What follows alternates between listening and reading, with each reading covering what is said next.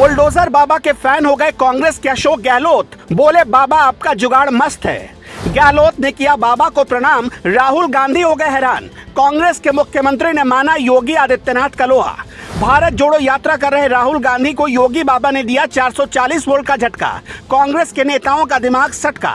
Bulldozer बाबा जिद पर अड़े हैं, विपक्ष के नेता उनके घुटने में पड़े हैं। यूपी में बुलडोजर बाबा ने बहुत बड़ा खेला कर दिया है।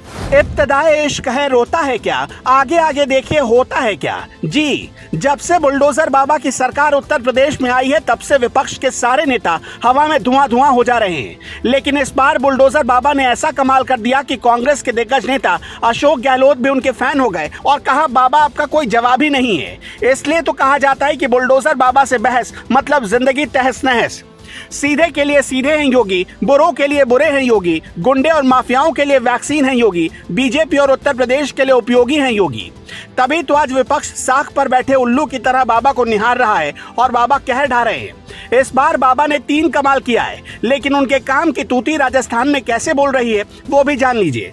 असल में बीते कुछ दिनों पहले राजस्थान में टीचर भर्ती परीक्षा में पेपर लीक होने का मामला सामने आया था। इस मामले में करीब 60 लोगों को गिरफ्तार भी किया गया। लेकिन राजस्थान के लोग तब हैरान रह गए जब अशोक गहलोत ने भी योगी बाबा के फॉर्मूले पर चलकर बुलडोजर से 2 आरोपियों के कोचिंग सेंटर को ध्वस्त करवा दिया। बुलडोजर वाली कार्रवाई को कांग्रेस हमेशा कोसती आई है, लेकिन अब उन्हीं के मुख्यमंत्री ने योगी आदित्यनाथ के स्टाइल में बुलडोजर से आरोपियों के कोचिंग सेंटर को तोड़वा दिया तो हर कोई हैरान रह गया।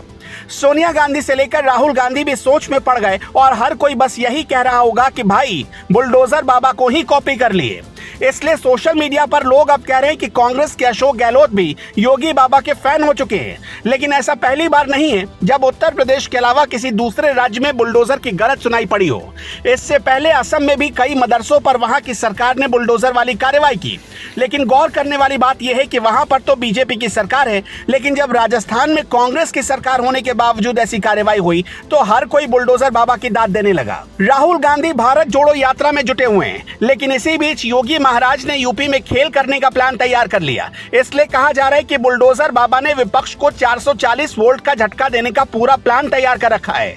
असल में कांग्रेस का मकसद भारत जोड़ो यात्रा के जरिए बीजेपी के वोट बैंक में सेंधमारी करने का था। लेकिन ये बात बुलडोजर बाबा को बहुत अच्छे से पता है और उन्होंने इसलिए विपक्ष को चित करने का ऐसा फॉर्मूला तैयार करके पेश कर दिया कि अब विपक्ष के किसी भी नेता के पास इसकी काट नहीं है। विपक्ष हमेशा से योगी सरकार को गरीबों और किसानों के मुद्दे पर घेरता था। इसलिए बुलडोजर बाबा ने किसानों की कर्ज माफी का ऐलान कर दिया, जिसके बाद विपक्ष के भी तोते उड़ गए। यही नहीं, योगी सरकार ने किसानों के बिजली बिल की माफी पर भी योजना तैयार कर रखी है। विपक्ष जहां पहले से आईसीयू में पहुंच चुका है, वहीं अब योगी सरकार के इस तरह के कदम से उसे जोरदार झटका लगा है। असल में किसानों की कर्ज माफी का मुद्दा काफी समय से उठाया जा रहा था। 2022 के चुनाव में तो बाकायदा कांग्रेस ने कर्ज माफी का वायदा तक कर दिया था, लेकिन इसके बाद भी यूपी में उनकी दाल नहीं गल पाई।